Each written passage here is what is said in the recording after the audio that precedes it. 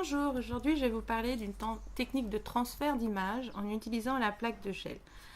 Donc c'est une technique qui s'appelle aussi le resist, en sachant que la technique du resist normalement est utilisée avec des matériaux gras comme par exemple de la bougie ou des crayons gras qui vont laisser une trace sur votre page, et ensuite quand vous appliquez la peinture, donc ces traces vont être comme du liquide de masquage, c'est-à-dire qu'elles vont être imperméables à la peinture, et donc vous aurez le dessin d'origine qui va apparaître. Donc en l'occurrence je vais plutôt parler de transfert, puisque je vais utiliser des pages de publicité ou de magazines.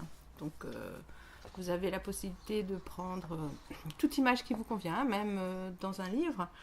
C'est vrai que sur internet ils disent que ça a l'air de mieux marcher avec du papier glacé. Je suppose que c'est parce que l'encre sur le papier glacé est plus miscible. Donc ce n'est pas une technique qui va reproduire l'image aussi bien qu'une photocopie. Vous allez voir, c'est plus artistique. Donc je recommande de prendre une peinture foncée à la base. Donc en l'occurrence je vais prendre du noir. Alors, les marques importent peu, vous n'avez pas besoin d'avoir des marques très sophistiquées, mais sachez que certaines peintures ne réagissent pas bien et le procédé ne fonctionne pas. Donc on étale bien la première couche de peinture.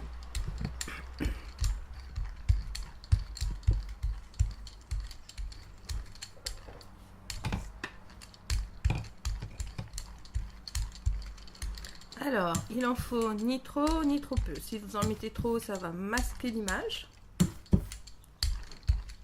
Et si vous en mettez trop peu, il n'y aura pas la réaction qui va permettre le transfert des encres de l'image sur la peinture sur la plaque. Donc, moi je dirais qu'il faut que la peinture soit un petit peu translucide sur la plaque.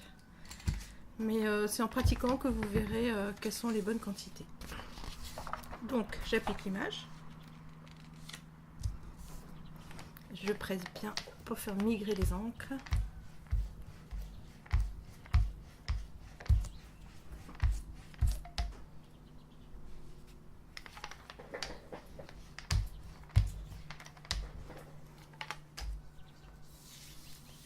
Donc voilà, l'image s'est transférée sur la plaque.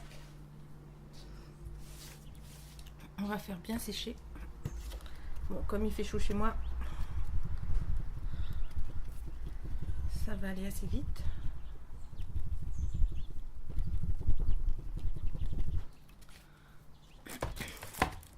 Et là, vous prenez donc une couleur pâle pour avoir un joli contraste.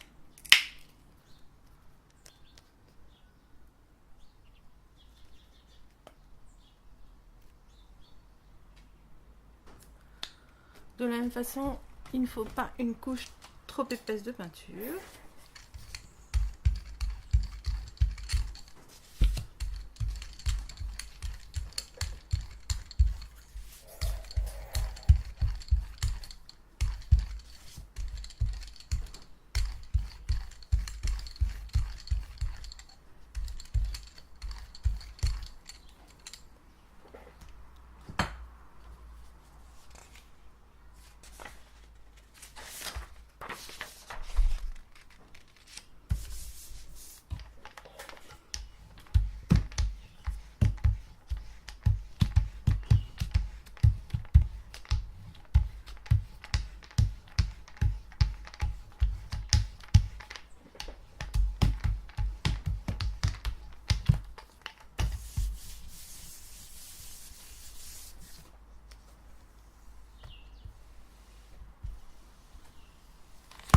Donc voilà le résultat. Donc comme vous voyez, c'est pas une reproduction hyper fidèle.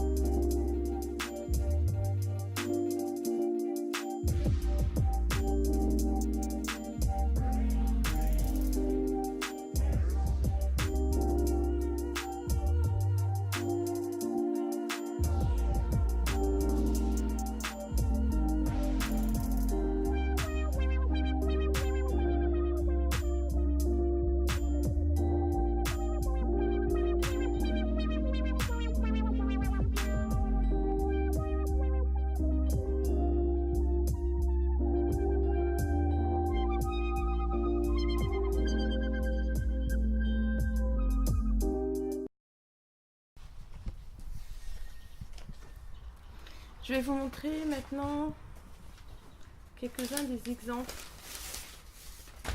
que j'ai déjà travaillé. Donc, image d'origine masquée par le noir. Donc, monoprint obtenu. Image d'origine. Monoprint obtenu.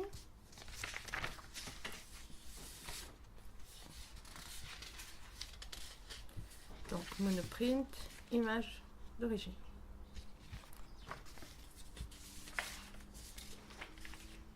Image d'origine, monoprint. Donc vous voyez, parfois ça fonctionne super bien et d'autres fois c'est un peu plus flou. Et ma préférée,